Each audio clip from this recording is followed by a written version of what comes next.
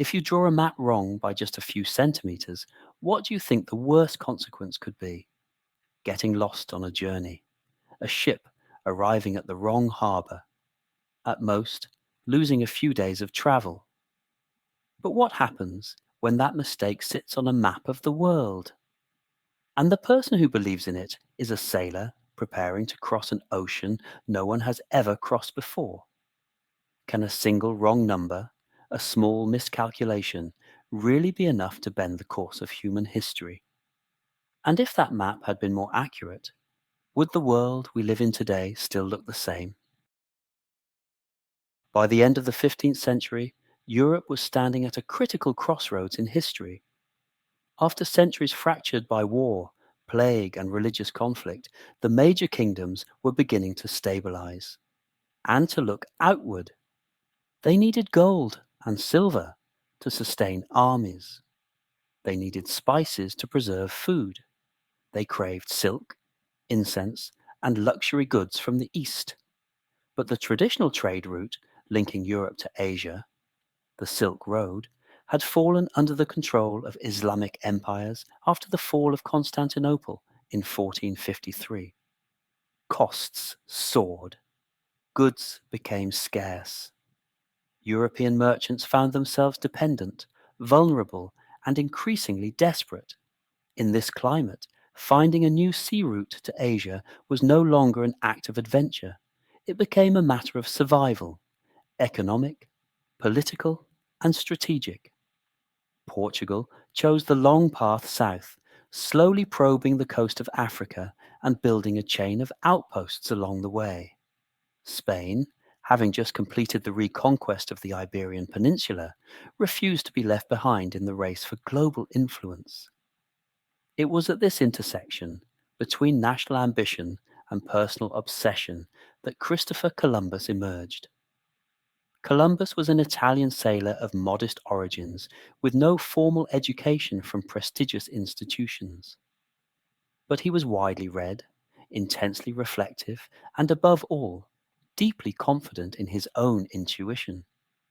He believed Asia could be reached by sailing west across the Atlantic, an idea that sounded simple yet was considered reckless at the time. What matters is this: Columbus was not rejecting the science of his age.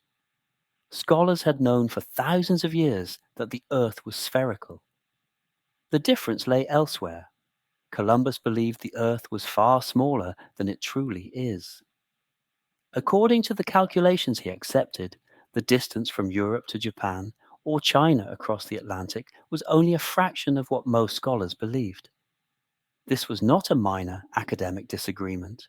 It was the difference between a voyage that might succeed and one that would almost certainly end in death.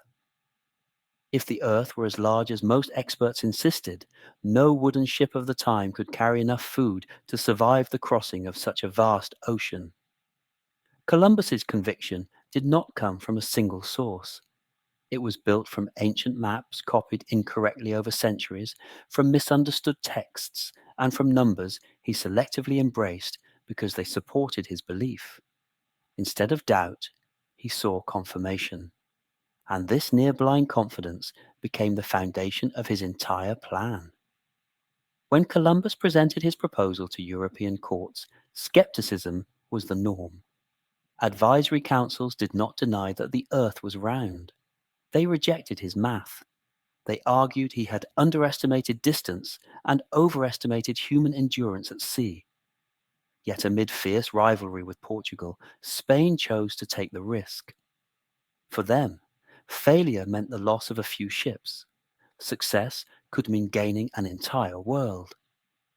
In 1492, 3 small vessels left the harbour.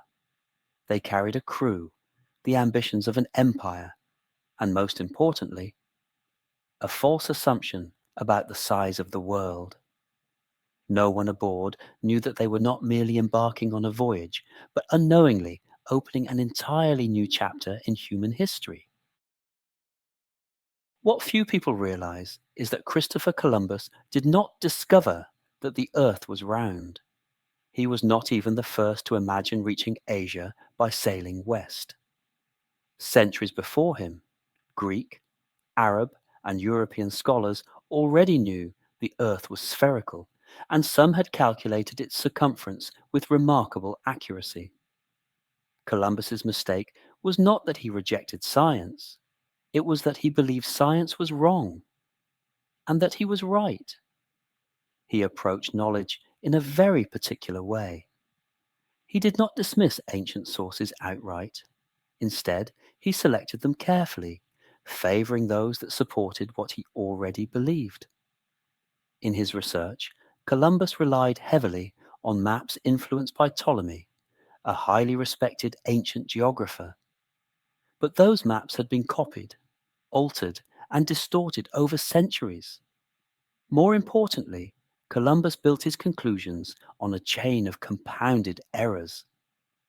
He underestimated the Earth's circumference while simultaneously exaggerating how far Asia stretched eastward. One decisive detail, rarely mentioned, was his use of measurement units. Columbus calculated the size of the Earth using a mile, significantly shorter than the unit most European scholars used at the time. On paper, the numbers appeared reasonable, but when translated into real distances across open ocean, the error became enormous. The result was dramatic.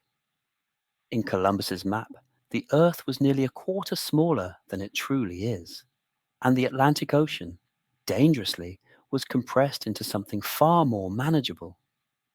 This mistake produced a strange paradox. If Columbus's calculations had been accurate, his voyage would have been considered impossible.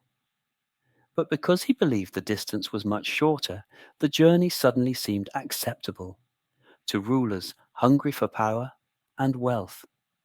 On Columbus's map, the Atlantic was no longer a lethal abyss.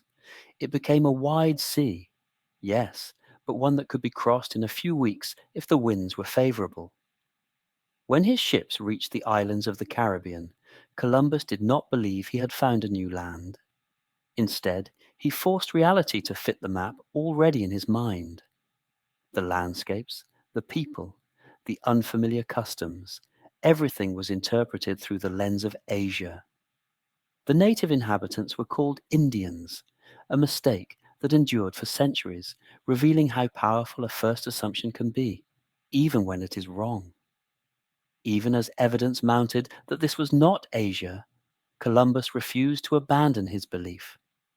He insisted he had only reached the distant outskirts of the East, or that he simply had not traveled far enough yet.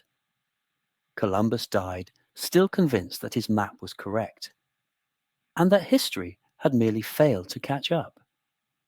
And this raises a haunting question.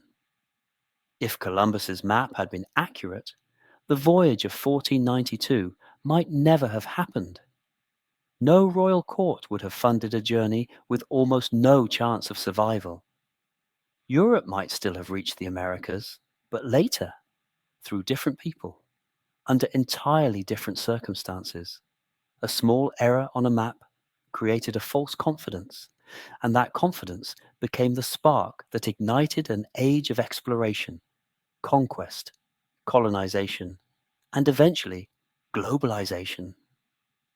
In that moment, history was not driven by perfect knowledge, but by a miscalculation that traveled farther than any correct calculation ever had. What is truly astonishing is that history is not always guided by precise calculations. Sometimes it is driven by mistakes. If Columbus had known the true size of the Earth, he might have turned back before ever setting sail. If the maps of his time had been more accurate, there may have been no voyage in 1492, no fateful encounter between two worlds. That small error on a map altered the fate of millions.